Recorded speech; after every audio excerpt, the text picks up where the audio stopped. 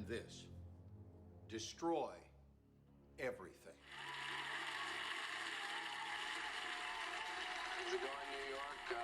I chose to speak to you in a square because I think we're kind of conditioned to listen to people when they're in the shape of a square. And also, here in Hollywood, this is where we give people what they want, violence. I guess that's what it seems to come down to. What I wanted to talk to everyone today about, I don't really want to preach, I just want to more bring up some questions. And since I always tend to be a scapegoat, I thought we'd talk about blame. Right now everybody wants to blame music, they want to blame movies, but you know, we've forgotten that we have a dead guy hanging from a tree in our living rooms. And that's something that we've worshipped all our lives. If you think about the crucifix is the greatest mass market piece of merchandise in the history of the world. I've always found that to be kind of interesting. We haven't really sat down and talked about that on the news. And also wondered why nobody cares when an adult commits some senseless act of violence. They don't want to have a reason why. That's only when a kid does it. But I think what's really begun to confuse people now, why we're in this state of chaos and PC, nonsensical uptightness, it's white teenagers. That's the real enigma. Why are they mad? They're middle class, they're white, they're spoiled. Is it because they know America's a lie? Is it because we make them feel like they're never good enough? You know, you're never good enough for the scholarship, for the car, for the girl.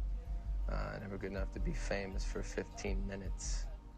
And then we say, are we surprised why they're mad or why they end up dead? You know, why the violence? Well, you know, you made them, America. You know, what do you expect? One story that really struck me and got me thinking about this was a few years ago. There was this teenage punk rocker kid who was run down by a white jock in Dad's Cadillac. And this boy died because he looked different. So this thing happens. This guy kills this kid and is clearly guilty. You know, his guilt is admitted. And guess where this all-American athlete is? He's in college. You know, the jury felt the punk rocker deserved to die because he looked the way he did. And not only was he killed, but then in the trial, he was killed again because they, you know, criticized his lifestyle because he didn't, you know, wear a Tommy Hilfiger shirt and khaki pants, you know. And then the killer was even applauded at graduation because he was a football star. The American dream, strong, normal. He never spent a day in prison. So who do we blame?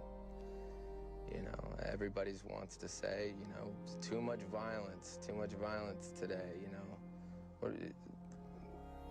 Did anyone forget about the Civil War or the Bible or Shakespeare? You know, violence isn't brand new. That's why I asked the question. You know, I put this up on my website. I said, is adult entertainment killing our children, or is killing our children entertaining adults? And I think that's kind of the question we got to ask ourselves today. And you have to ask yourself that every time you watch the hungry cameras at the crime scene, or at the funeral, or at the plane crash. You know, I'm in a square right now. You're looking at me. I'm looking at myself in a monitor. You know, we sit in front of the TV, and we are the TV. We're a copy staring at a copy, at a copy, at a copy. Eventually, it's a Xerox that's so degenerated, we don't know which came first. And that's where we are. That's what I'd like to leave you with.